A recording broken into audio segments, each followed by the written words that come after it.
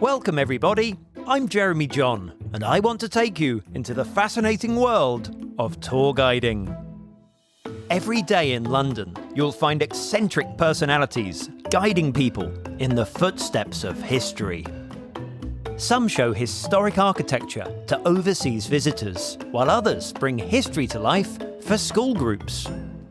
All the best tour guides have one thing in common. They know how to tell a good story. And that's why I started this podcast, to capture the stories of these tour guides. You will find out what drew them to this profession. You will discover which sites they love the most. And you will hear the secret methods they use to make history come alive. Today, I have two guides on the show, both based in London. I first of all have Emily McFadyen. Hello. And I also have Dr. Aaron Hunter. Hello. Now, we're going to start by asking both of these two tour guides, firstly, the tours that they currently give, and then I'm going to get into their backstory. But let's start first with the tours they currently give. So, Emily, can you tell me, what tours are you currently giving? Certainly. I currently work giving changing of the guard tours at Buckingham Palace. So that's a ceremony that happens every 2 days.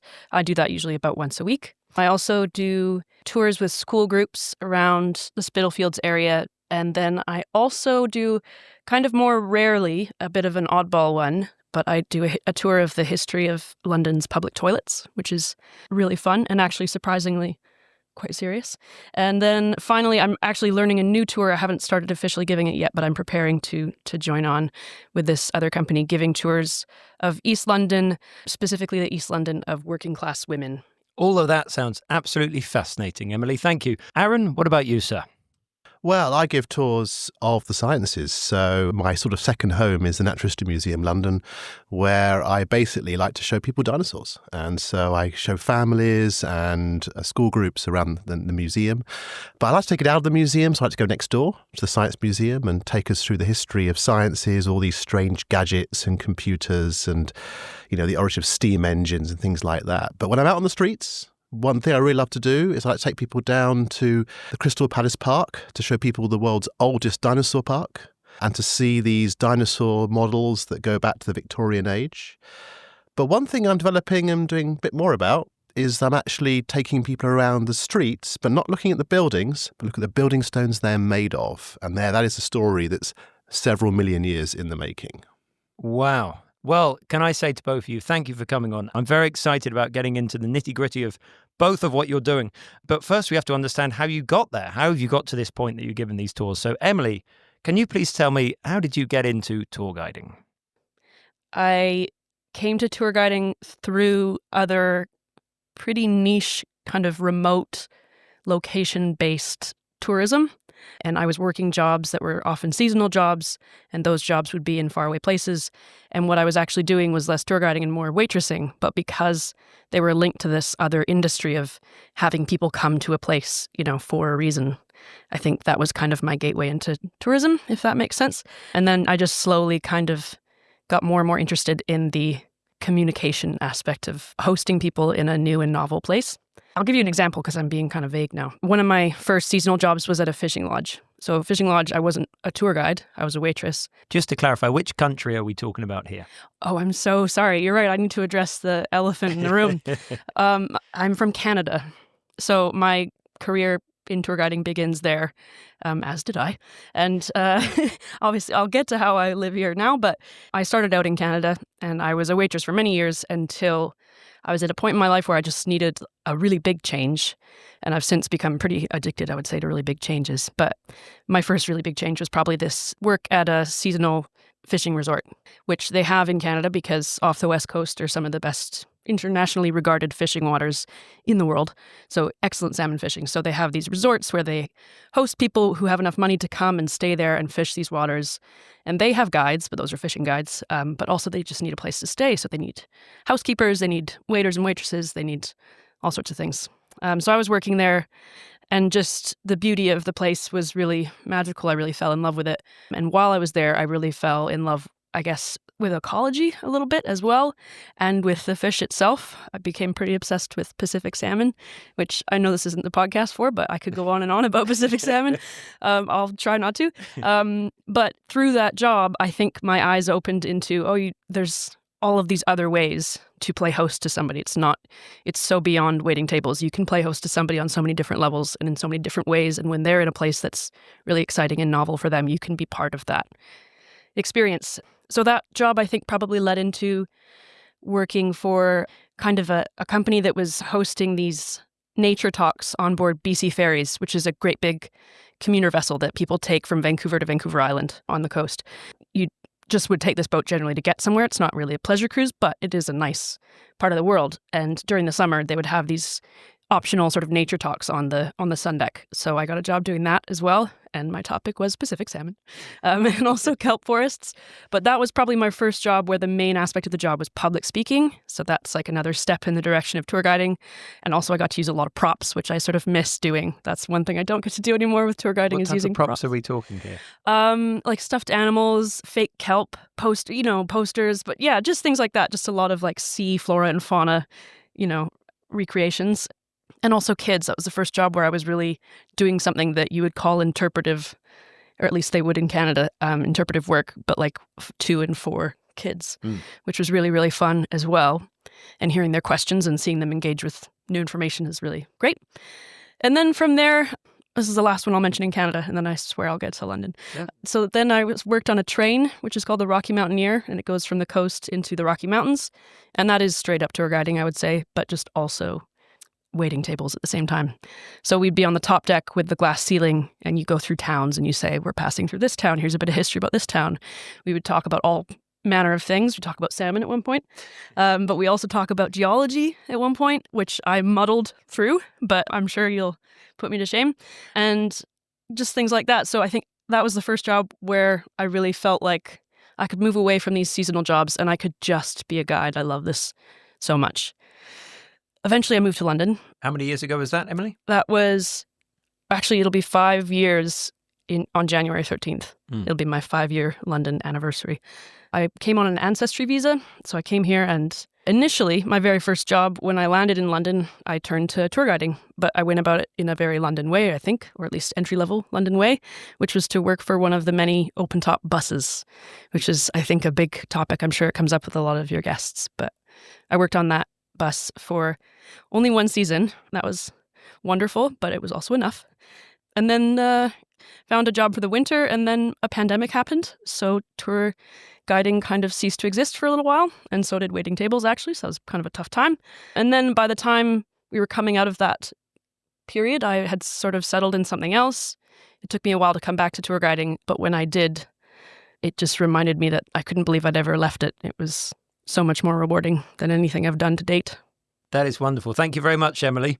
Sure. Well, every person's backstory is unique, and Pacific salmon expertise on the coast of Canada is certainly a first. Now, I'm going to turn to Aaron. Aaron, can you tell us your backstory, please?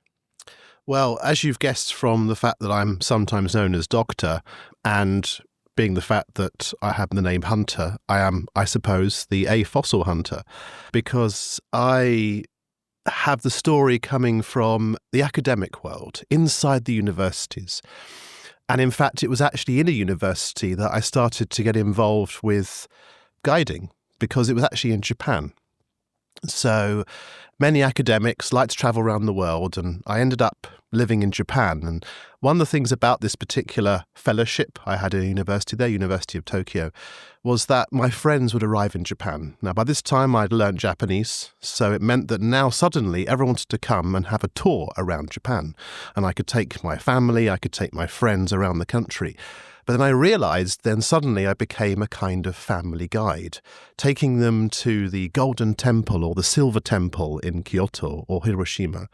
And this is like a seed that grew in me, because as I continued working, one of the next countries I was in was Australia. And there's many things about being a professor in a university that's very similar to guiding. I would use the word transferable skills here. To give you some idea, one thing I had to do was to take 36 students into the outback desert and for them to stay alive. And in particular, to show them natural treasures, such as these strange things called stromatolites, which are these animals. I say animals, they're really bacteria. They've been around for billions of years, and to take people around and to show them these natural treasures. And so that was the moment of epiphany, because suddenly I'm on my way back to the UK and I want to do something a bit different. I want to do something that's involved with real people, with the public outside the university world.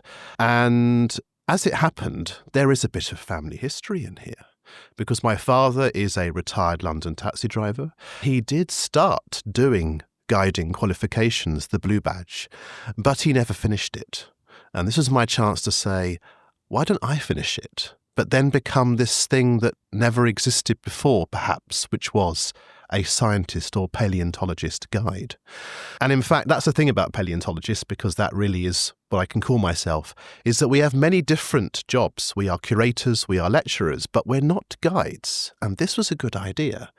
And I realised there was no dedicated guide to our Natural History Museum. So I then decided to study and start doing guiding courses, of which I became addicted. I did as many guiding courses as I could, going around doing various courses. But when I finally qualified formally as a guide in 2019, as you may know, a year before the pandemic, so I got one good year, I had to do everything. And that did include being on the buses. Yes, of course. So one of the greatest pleasures I've ever had was to have my very own red route master around London with a microphone, and to be able then to go ding ding and go around London having a look at the sites. And I'm thinking, am I a paleontologist? It could be I'm a paleontologist, get me out of here. But it wasn't, because I was enjoying it. I shouldn't be enjoying it, but I loved it because I wanted to try everything. But it reminded the fact that if you do have to start a new career, you do have to try and do everything. So I did. However, over the years, I've now re-engaged with the rest of my original job, as it were, which is still my job. I'm still inside a university. But the fact is now I can combine my two loves together. So now I can do tours of dinosaurs and introduce to people, for example, in our Natural History Museum, about fossils from Canada. Really? From the famous Burgess Shale from British Columbia. Our train went by the Burgess Shale. There you go. So exactly. That's and actually I'm also a scientist that works in the Burgess Shale as well. That's so there's a double cool. combination there. So again, you can link the two together. Do you love the town of Field? I do love the town. I love the town of Field.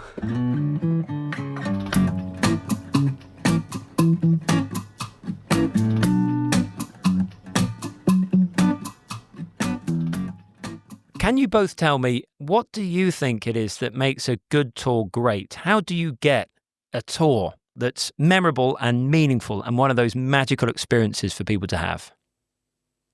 Do you want to go first? I think I will, yeah. One word, laughter. And the next, entertainment. Now, the thing is about me is that I do stuff that people think should be dry. But making it really kind of deep, but also people learn, but they're learning when they're laughing. So, how do you show someone a fossil but make it interesting? You tell a story, like a story of a professor who studied a fossil for his PhD and then got it upside down. And that is what makes people remember it. He got the fossil upside down. And I think that's what it is. It's all about creating the story behind something so people will walk away and they'll remember that. There's something wonderfully visual about what you've just said. You don't need the fossil in your hand or an image of that fossil to already, laughter, accessible laughter as well. I'm sure in your world with professors, you have in-jokes and stuff that would go right over my head. But that fossil landed right on my lap. Very good. Emily, would you agree about laughter? I would agree I would agree tentatively, only because I don't think it's necessarily my strength. I mean, anybody who goes on a tour that they find surprisingly funny and entertaining like, that's absolutely true. Of course, they're going to have a memorable experience, and I think that will make the tour. I think maybe I just don't aim for that because I don't think I can reliably get there consistently. I think I aim for, like, when you go on a tour, let's say for argument's sake, it's a walking tour. Okay, so whatever you're learning about, whether it's a topic or the area itself, there's a reason that you've chosen a walking tour. You've chosen that because you want to be in the place. So all of the things that the tour guide is going to tell you are most likely widely available information from, books, the internet, what have you. But you've come here for a reason. So I think to me that says, first of all, two things. You want somebody to give that information to you in a more concise form, maybe just the good bits, so to speak. But you want to not just learn the information, you want to experience something. You want it to be a bit more tangible or maybe even tactile. And I think for me, when I'm tour guiding, I think that little tiny golden moment that that I really aim for is feeling like I'm showing them a building that they would otherwise walk by without thinking much of. And something about the way that I'm saying what I'm saying kind of clicks for them and makes them, when you look at people's faces and you can see them seeing something in a new way. Like, it's especially good when you have locals on your tour. And when you get somebody come up to you afterwards, I've been best here every single day. I've never known that. That's incredible. I see it in a whole new light now. That's what I want. I don't know, just to change the way we see our surroundings, because I don't know. I think that's the magic thing about being a good tour guide for me. But fantastic. Well, these are two very magical, essential things: is to have golden moments, as you put it, where things that people haven't seen get seen. Because, like you say, we've got all this information out there anyway. And Aaron's point about laughter, are you especially relating this to in your field that seems to be a field without much laughter as well? That to suddenly throw in jokes to something where we're not ready for it is a refreshing kind of take. As with your journey into tour guiding, you're one of the only people that have made that journey into sort of being more entertaining. Is that the case? Yes. I do people laugh at wildlife programs is an answer. Generally, probably not. So, but you have to demystify a museum, in this case, Natural History Museum, the most visited museum in Britain. You have to demystify that museum because there's just so much, it can be overwhelming. So you have to create a story inside it. And by doing that, you can take something that could be quite dry. You could walk through, you might see a dodo, you might see a fossil bird. But to tell a story about the fossil, which isn't there in the case, it's just a fossil. That is what brings it to life. So it's about bringing things to life. And I like this point about people walking past something and not realizing it. That, there's literally thousands of people, maybe even tens of thousands or hundreds of thousands of people per year who walk past one of the main galleries in our Natural History Museum and don't realize that there is an ancient marine reptile there called an ichthyosaurus. And it's a mother who is giving birth and died in childbirth. She's right there in the middle of the museum and people walk right past it. So I believe it's my mission to stop them and look up and to see that story and to tell them that story, but also to tell them why. Because they're going to say, it's a reptile, it should lay eggs. What's going on? And that means you can then explain the story of how these animals came to us and why they exist. And also get the narrative of the time, because, of course, most tour guides will be dealing with just a few hundred years, but my world, in that case, is 185 million. So. Yes. This is great. I can imagine you both in real time, if we had a camera on both of you with a group of people, you in the Natural History Museum, Emily on the streets of London, both of you just go into your group. Now, we're going to walk past this, but stop. Have a look at this. This is what we're missing. I like that. Yeah, Emily mentioned that so much information is available nowadays. People can themselves, easier than ever, get a top 10 buildings, top 10 things even to see in the Natural History Museum. So the job of us becomes far less about the top things that they could have found themselves and far more about what's the one that's a bit under the radar. Is that the case, by the way, for the reptile you mentioned there? Is it the must-see thing, or is that why people are going past? Because it's not. It's not the must-see thing, but I think if you want to go off the beaten track, the thing that where I really want to show people something that's a bit different is Crystal Palace. Because the Crystal Palace dinosaurs, the first thing I usually hear from people, the first comment I get from them is, I've never heard of the Crystal Palace dinosaurs. Yet, we have this national treasure, this international treasure sitting in a park in South East London. And it is, again, that is where I'm introducing something that people would not know about. They would ignore. Even people that live around there don't know about the story of it. So that really is important. And that is definitely not on the main tourist itinerary in London. A number of people that are in the museum, when I show them pictures of these dinosaurs, when they're in the nice warm natural history museum, the main Waterhouse Museum, and they're going, have we got a few more days on our holiday? We want to go and see that. And that's really an achievement to realise, right, I've added something onto your itinerary.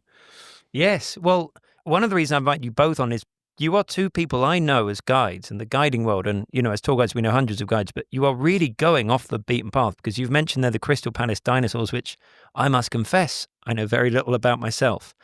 Emily, I got fascinated by something that Emily's been doing where she put together a tour of Haggerston. Now, for the listeners, we are sat currently now in Haggerston in the Halley studio. And Haggerston is not somewhere that's generally on the tourist trail at all. It may be on a few cool people's tour just about, but it's still a bit further out. It's not Shoreditch and it's not even Hoxton. It's further out. So we've just heard about Aaron's Crystal Palace dinosaurs. Emily, can you tell us a bit more about this Haggerston tour that you put together? I'm sure, yeah. Unfortunately, it's not something I get to give regularly because I put it together, first of all, as part of a one-time kind of festival, open house festival, which is every September in London. And I went through this course with Open City, which is the organization that runs Open House Festival. And they're a very cool organization.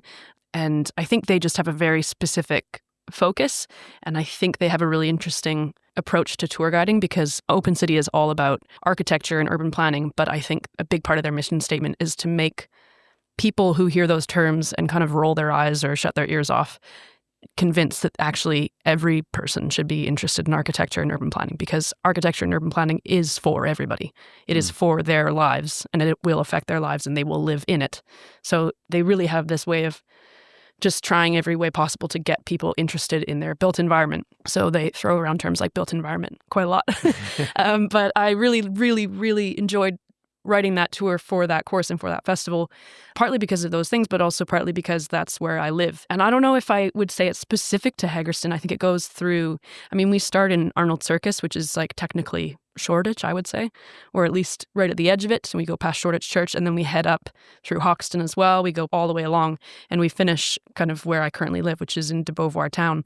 So it's a nice little trail that for me writing that tour, initially I wanted to get into some history and especially into the topic of social housing, which is a very Open City topic, but also a really fascinating topic to me that spoke to me a little bit because when I first moved to London, especially being from Canada, our old buildings are from the 1800s. In Canada, you have a building from the 1800s. It's protected at all costs. It's historic. Certainly no one can live there. And here, everybody's flats are that or older. You just have this abundance of old buildings, if you'll forgive the very lazy term, but just incredible historic buildings all over the place. So obviously I was in heaven when I first got here. I was obsessed with going around London and looking at all these beautiful buildings. And I had the most fondness for the oldest ones. But then over time, something happens where you sink into your environment a little bit and things that you initially didn't find as exciting or visually appealing grow on you. I think I had that. I'm sure a lot of people have had that with the Barbican. When I first got here, I was like, ugh, why is this in the way? And now I love it. I love it so much. And I think there's something about that I wanted to get into with this tour, where I go through these neighborhoods. I talk about social housing, which might be kind of a regular topic and maybe kind of a regular looking building for most people or in their minds. I wanted to get them to see it a different way, like I was saying before. So, and then over time, I just realized the tour was deeply personal because it's also a tour of where I've lived since I've lived in London. So I don't know if that answers your question. Oh, it does. You've gone above and beyond there. It's fascinating stuff. I'm really touched by this idea of seeing things in a different way. Yeah. Initially, like you say with the Barbican, initially seeing it one way and then seeing it in another. Because it's almost like you've been on the same journey that you then want to take the people on your tour on. Yeah, I want to see if I can make them do that. Yeah, but quicker. I talk about it in the tour when we go past de Beauvoir housing estate, which are these big, huge 1960s tower blocks with like 2 shades of blue and a shade of light yellow on them. They're very iconic, but not necessarily for most people in a good way. I think there's this time period where there's just these tower blocks that just shot up, and then after another time period, they start to get looked down on by people. It's like, oh, it's too crowded, it's too much, they're ugly, they're too tall, it's like dystopian future or whatever. But now we're kind of coming around to noticing that maybe now that that's part of our environment, we actually do kind of value them, like that they become a positive icon just because they're of their, I don't know.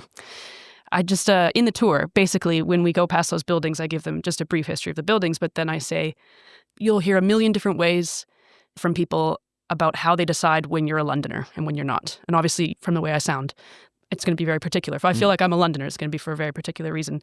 The first moment, and the only moment, really, that I've ever felt like a Londoner is the first time I walked past de Beauvoir Estate and looked up at those tower blocks and thought, actually, these are really beautiful. Something changed, like just looking up at them, the sun was hitting them just so, and I was like, no, I feel exactly like I live where I live, and it's right that I live where I live, and the buildings are great. I don't know if that makes any sense. Oh, no, of course it does. In fact, it's another thing which I think is really fascinating for us tour guides is, listening to you as well. I want to go on a tour with someone who's passionate, but it doesn't really matter what the thing is. I mean, I think what's far more interesting is someone could go on your tour, your area, the area that makes you smile, that you have knowledge about, and that you get up each day still thirsty to learn and find and more stuff about. Someone could go on that tour that's got no interest in that area, no interest even in the topics that you're passionate about, and yet they would still prefer that tour because you're passionate than if they went on the tour in another part of London that was technically the thing they loved, but the guide just wasn't invested, just didn't have any kind of stake on it. I think David Olusoga, the TV presenter, said the same about TV presenters. He said, if you're passionate in your presentation, the viewers will come on the journey with you, even if it's not their thing. Yeah. So I think that, to me, is what's fascinating. It's less what the thing is and more how much do you care about it. Because if you care about it, we suddenly care about Maybe it. that's what I should have said when you asked what makes a good tour or a good tour guide is, well, passion. I feel like that should be on the list. Well, there's more than one. Yeah, it's a list. It's not one thing. It is a list, isn't it? Well, talking of getting people into things which they may not be interested, I'm going to throw this back to Aaron because obviously I've admitted I don't know about the Crystal Palace dinosaurs. No, I've also never been, I'm ashamed to say. Yeah, you are dealing with a topic which many people have low knowledge of, unless they've seriously studied it or, to use common lingo, nerdy about. So do you find that sometimes you can get people that weren't even expecting to be on the tour? Maybe they're a member of the family and yet they get so into it because you're into it. Yeah, exactly. So the tour that I do at least once a year is also with Open City. So again, a great link. I also see Open City. We have so much in common. We do. And just for the listeners, Emily and Aaron had never met before this podcast. So hopefully this is the beginning of a flourishing... Hopefully this... Oh, no, you're going to go there. Anyway, yeah, just carry on. And yeah, because people sign up through Open City and it's a very accessible event because people think, okay, with Open City, people will combine quite a few tours or visits in through the weekend or through the weeks. They're doing it in September. And so, yeah, they've arrived and now they're going to be introduced these dinosaurs, which are technically buildings, Grade 1 listed buildings, but they're standing with a real-life paleontologist in front of them. Because when people say, I've never met a paleontologist before, I'd say, of course you haven't, because if you had, I'd know. Because we are, like guiding is a small community where people get to know each other and have the same interests. So is paleontology. They're both small communities. So when you take them down the hill to show them these models, these sculptures, these buildings, you're telling several different stories. You're telling a story about the history of why they're here. Why did they decide to put these models, these buildings in a park in southeast London? But then you're also then telling them what they are. So you're telling them, and that's where the passion comes through. So I follow through this idea of having a passion for these concrete models in a park. But then what you're then doing is you're saying, these are really old. These are from the 1850s. So they're part of our heritage. And because at that time science was still, the science of studying ancient prehistoric life was still in its infancy, it means that they are horribly wrong. So I'm kind of passionate about them being wrong, but then being able then to explain to people that this is something that we now have got right. So, when I'm walking around, yes, I do have plastic dinosaurs in my bag because I want to hand them out to, say, the children, along with, say, dinosaur teeth, to give them some idea of what we know now in science, but what we knew then and how the achievement of the Victorian scientists was quite something. but also give some people some idea of a part of their heritage, which they didn't appreciate before, which is this ongoing mission, I think. Now, what's interesting is you mentioned you like the Barbican. Well, I live in the Barbican. That's my home. Unbelievable. So I have the weirdness of being a paleontologist who commutes to his university, which is Cambridge, but lives inside the city of London and lives in the Barbican. And so I'm also a tourist attraction myself, because as I open my window, I'm looking out at people giving tours of my house. And Barbican is interesting because it's true. It is Marmite. Some people love it, some people loathe it, but I love it. And it is a quirky place, an interesting place to live. At this time of year, it's very warm because of the wonderful underfloor heating. But it is interesting seeing that I've noticed how people are starting to fall in love with the Barbican again and appreciating it despite its brutal concrete nature. That's interesting because it was built in the 70s, right? Yes. And there's something about the passage of time. I mean, I'm sure all three of us are aware of plenty of buildings that were either demolished or going to have been demolished and saved in the post-war period, post-Second World War period, because a lot of Victorian architecture was not seen as worth keeping, undesirable. Visually even, people didn't think it was as beautiful as we do today. Is there something here with the passage of time going on? I mean, we're seeing this even with vintage clothing and other stuff. Do you think there's something in that with the Barbican? Do you think, I mean, no one can predict the future, but do you think as years go by, it's going to become more and more precious what they did? I think so. We've lost quite a lot of brutalist architecture in London. Robin Hood Gardens in the East End, Poplar, which was considered by some architectural historians to be a real masterpiece, is gone. It's gone. And what the irony of it is, we're preserving a small piece of it in the new V&A campus in Stratford. So that says something about the fact that although it's within some of our lifetimes, within people we know, certainly their lifetimes, I think we're learning to love the Barbican now and to see it now as part of history. That there was a point where we had this grand idea of creating a single neighbourhood on high walks with gardens. The thing that always strikes me is how well designed Barbican is. Someone living there, I feel as if it's really convenient. It's not only the underfloor heating, it's the fact that it's the way in which the buildings have light inside of them, but also privacy. And I really look back at the architects and think they really got it right, but perhaps they're before their time when they did it. But now the time has arrived. So you're sometimes showing people how they got it wrong in the 1850s about dinosaurs, and you're sometimes showing people how they got it right in the 1970s about architecture. Exactly.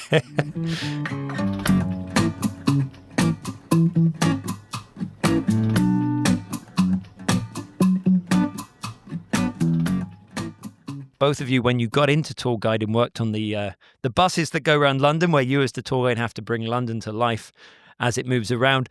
When you are working on the buses, you're at the mercy of the traffic, and you might have a story that has to be cut to 5 seconds or expanded to 10 minutes. Is that right? That's absolutely right. I would say that's one of the things that made working on the buses most difficult, but maybe a little bit rewarding as well. It's a good skill to have that flexibility ready, to have like stories in the back pocket ready for longer trips. But in a way, I think it's the shorter ones that are sadder. So yes, it's challenging if you're, sitting still in traffic and you're on minute 21 and you have moved, a few feet. That's challenging. But I think I'd rather that than the alternative, because I found that, as all tour guides do, the tour that you give, it's very hard to keep it really, really static. I think maybe it's not all tour guides, but I find mine is very slowly, but constantly in change, in transition mode. I'm honing it always. Even from one summer on the buses, I think by the end of the summer, I felt really proud of what I'd created. I remember thinking that if somebody ever rode the entire loop, if they got on at the beginning and took the whole loop with me and got off at the same stop, it would be like they'd watched a movie. Like it had a narrative, it had a beginning, middle, and end. And I was really, really proud of it. So there's this very humbling thing that happens on the buses, which is when you speed down a street that normally takes quite a bit of time, and you have all of these beautiful things that you've carefully crafted over the summer to say about these really important and historic buildings. Like, I'm going to use Fleet Street as an example here, but you've got a great little talk on journalism and on the printing press, and you've got an incredible 5 minutes on St. Paul's Cathedral, and you're just whizzing down Fleet Street and all the lights are green, and end up kind of defaulting to. And that's over there on your left. That is that was the headquarters of, do you know what, never mind, coming up on the right, and actually just swing your head over to the left. I just would eventually, I would say, when I could feel that coming, those sorts of days, I would just be like, look over there. I would default to pointing. I would be pointing up and going, look up there, over to your right, look up at that. Isn't that cool? I think that's a humbling experience as a tour guide. Brilliant. Aaron, tell me about your experiences on the buses.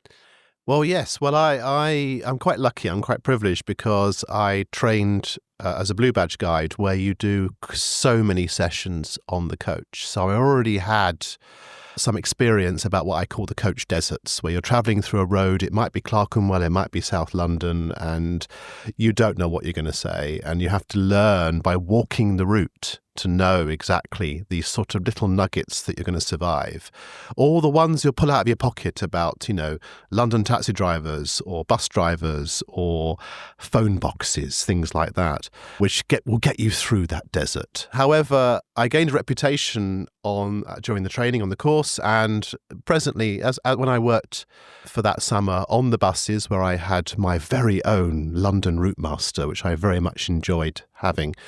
And so by doing that, I decided in the end to pull out of my pocket family history, because I come from a London family. My parents, mother from south of the river, father from north of the river, me from the edge of the river, and have that history going back a century or two. And I could sort of pull out various family stories. And what was funny about it was almost like my classmates, and then later, of course, the tourists on my tour would think, what's he going to say next about his family history going down this street?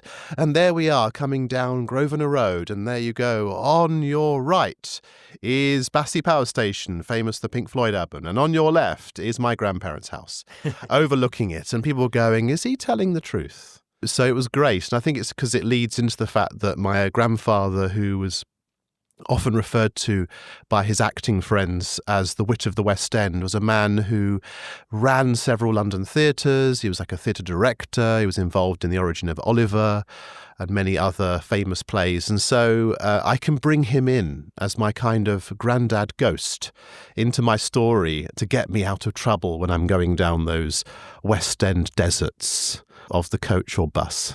Get out of jail free card. It's a get out of jail granddad. I used to do the same thing on the train, actually, with my granny, because we'd be going through all these rural BC towns, and there's just so many stories I could connect to her. So I do get that. I think it's great. I actually think people love it, too. They feel like they've got a little inside scoop. It really humanizes it and shows a side to yourself. And I also think it's unique because not everyone can say it, whereas anyone can talk about, Christopher Wren was the architect of St. Paul's Cathedral. Not many people can say, oh, that's where my granddad used to sleep, Yeah. I actually also did it on the bus because on Trafalgar Square, you know how Canada House faces onto Trafalgar Square. Obviously, I'm Canadian, but I have a story that I learned from the train that I worked on in Canada. And I would say on the buses now, you're only going to get this from me. This is the only, I'm going to tell you an exclusive story that no other tour guide knows, and it's about the railways in Canada. Yes, it is related to where we are, and I had a great story because of the buildings that are behind Canada House, but I really love doing that. I used to get a lot of good feedback from customers about it.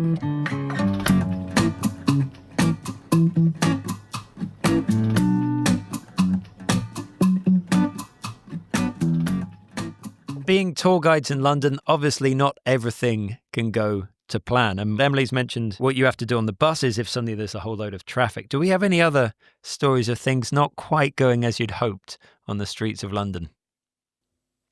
Well, I think there's the standard, this is a list answer again, but there's the standard set of circumstances. I mean, you do get sometimes what you might call hecklers, I guess. But you also get, I think I don't think pet peeve is the right word, but one of my little small sadnesses that I sometimes experience on tours is much like with the traffic on Fleet Street, when I've got something prepared that I think is really wonderful and engaging and something else really distracting and more distracting than anything I have to say comes along. So when you're, telling your group about something and it's a really in-depth story and you've put a lot of work into it, but, whether it's like a dog chasing a pigeon or I think for me, oftentimes what it is a police officer on horseback. If there's a horse, people don't care about anything else. They just don't. They just want to pet the horse. They just want to go see the horse. They want to ask the police officer about the horse. I don't care if I've just told you a secret about the royal family that's never been revealed before. They want to look at the horse. So sometimes that hurts my feelings a little bit. I don't know if it counts as a mishap, but I guess it's natural. Humans are human. I think the one for me is that we obviously work for several different companies, and the one thing that I've always found is the most challenging is when a company, particularly if they're based perhaps outside of Great Britain, particularly outside the UK, is not understanding how big London really is. And then deciding, I'm going to put all of these things that are quite distant from each other into one day. And my ultimate sort of, as it were, squeaky bum moment was when I had to try and put in Spencer House, a pub in the City of London, and then get to Westminster Abbey, because, of course, Westminster Abbey, one of our most prime sites, it's a church first, it's a tourist attraction second, and when it closes, it will close. And managed to get my group from lunch into Westminster Abbey through London traffic with less than 10 seconds to go before closing. Wow. I see that as an achievement. Yeah, that's remarkable. And it also tells us that this is something that's obviously cultural, that we have to check our itineraries again and to make sure people know that London is big, and they really do have to. They can't get everything into one day, because London is a city that's so diverse that you can't get everything into one day, and you have to, unfortunately, pick and choose. Yes, that's an interesting point. Any other stories of things going wrong? Well, the one that was most nerve-wracking was when a tourist that I was taking into the Tower of London, inadvertently, after having a picture with a yeoman warder, which the rest of the world would know them as beefeaters, turned round to the yeoman warder and said, "Nice outfit." Of which the yeoman warder got very angry, stuck up his keys and says, "You are going in the jail now." And him looking at me saying, "It's a uniform." Realising that people come from overseas thinking that the yeoman warders are just staff dressed up. But in fact, not realising these people are actually servicemen and women. Was he playing at being angry, or was he legitimately going to go and take him to like a little cell for a minute? I think he was very angry, because I think he'd had a whole day of it. Okay. I don't know your military history levels of knowledge. I'm sure they're very high, but like, would he have any legal right to take that man and put him in a jail cell in that moment? I believe they do, yes. Because in the end, people make this misconception about the beefeaters, the yeoman warders. Their primary job is to defend the palace, the Tower of London. Doing tours, which they do tours as well, internal, is really just secondary. I think he was probably joking in the end, but it was interesting to see his reaction, which I was completely unexpected, because I think it just brought home the fact that, yes, that might have been the 1000th day it was called an outfit that day. But my strangest experiences involve where I've been asked to do tours that were the unexpected. So the one that I love very much was one where I was asked to take a gentleman to St Paul's Cathedral and then a tour of the area around London called the Temple, the Barristers area.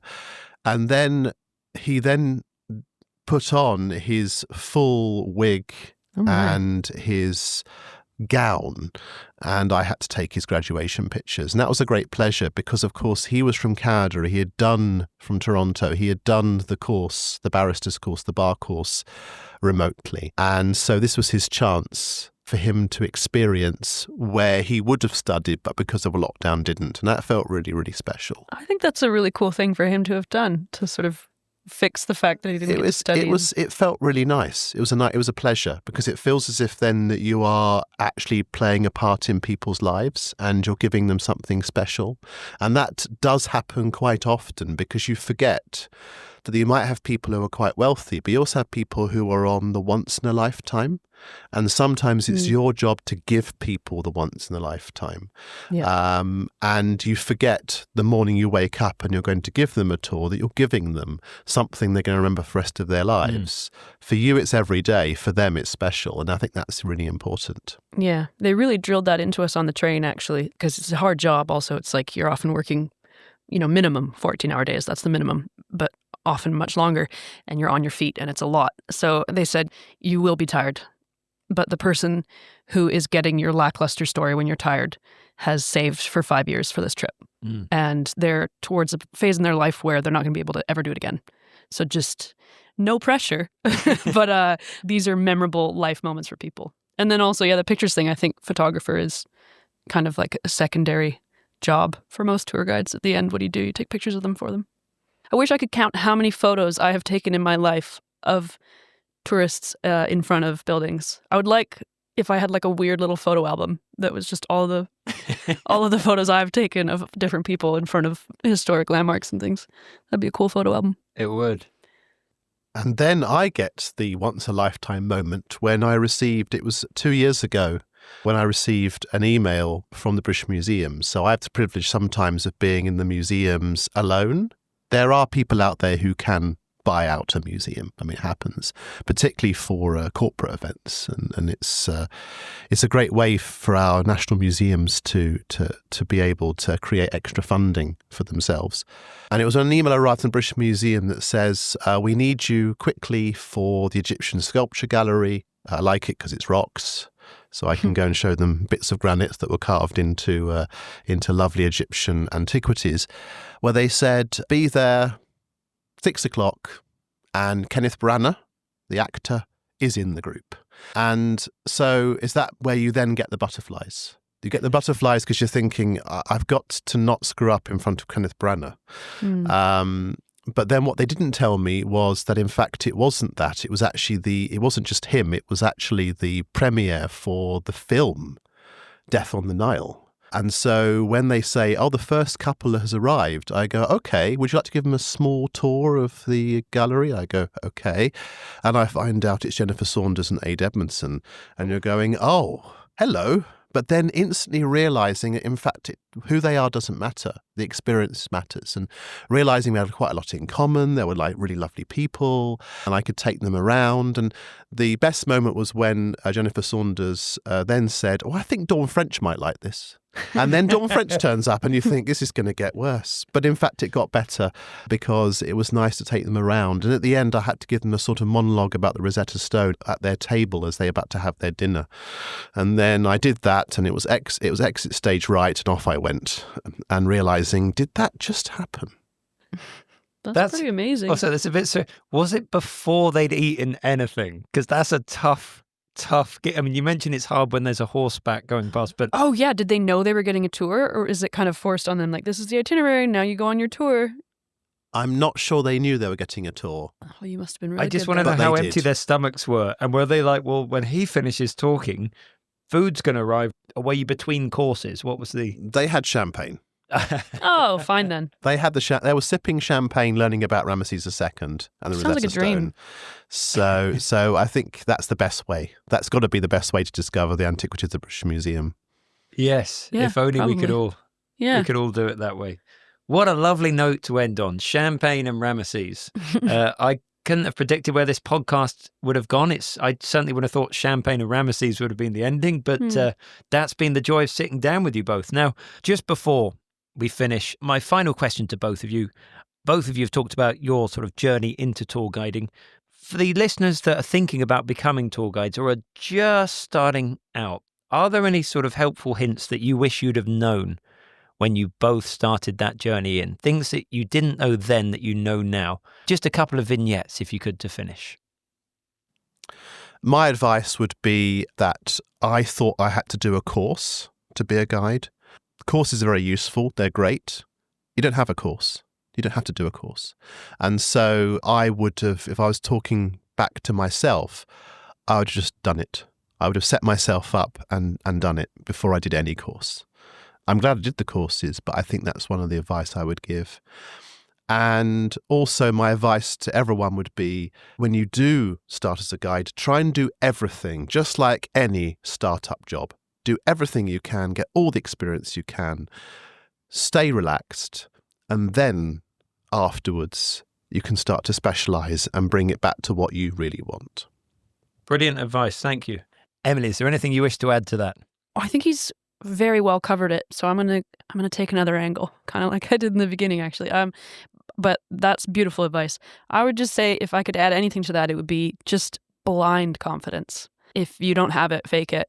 And I don't just mean like on the tour, because obviously being confident as a presenter is important, but I mean in terms of what you're seeking out for work and experience. When I was being interviewed for the buses, they asked me, according to what it says here, you landed in London mere moments ago. Do you know anything about London history?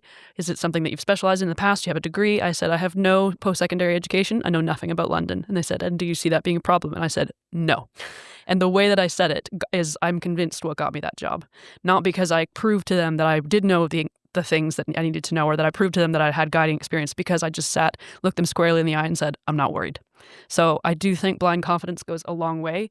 And I also think... Sorry to interrupt, just for listeners, Aaron has been nodding away as Emily's been saying all of that. So he's definitely in agreement with that one. Please continue. Yes, what's the other? The other thing is just that when it comes to specializing, like with what Aaron was saying, you might start out broadly and then find your interests as you go. I would even say that you might think you know what you're interested in, but you maybe don't. So the real benefit of a variety of experiences is that you're going to find interests that you would otherwise have never known you had. I didn't expect I would ever care about architecture. I didn't expect I would ever care about social housing. I didn't expect I would ever care about half the things I care about now, even, churches, like lots of things. Things come to you as they will. So the more varied your experience is, the luckier you are, because you then get to learn about all of your new interests that you would otherwise have never discovered, I guess. Does that make sense? Definitely. Aaron's nodding away again, and I'm nodding away at that. I think that's a really profound thing to finish on. People say this about people that have children. Love is not a finite resource, and I think passion isn't either. You can be passionate about more and more and more things. And yeah, I certainly took on tours that initially I thought, I'll accept it. It's not really me. And then the minute I started reading up on it, wow. So yeah, that thing of find your passion or follow your passion. Sometimes we don't know what it is until we've done it. So yeah, what a lovely thing to finish on. Well, thank you to both of you. It's been an absolute pleasure. Thank you to Aaron. Thank you very much, Jeremy. And thank you to Emily. It's not hard to get me in a room and talking. Thank you, Jeremy. It's been a blast. Wonderful stuff. And thanks to you, the listener, for tuning in. Till the next episode, take care. If you're not already subscribed to this podcast, then just hit follow or subscribe on your podcast app. And there may also be a button that says 5 stars or like. And if you're able to click that, that would be a huge help, folks. A lot of people have been asking me how regularly the episodes are going to be released. And the answer is it's a monthly podcast, which means every month I'll be releasing another episode. So next release will be in May, and I'm very much looking forward to sharing it with you. Until then, cheerio.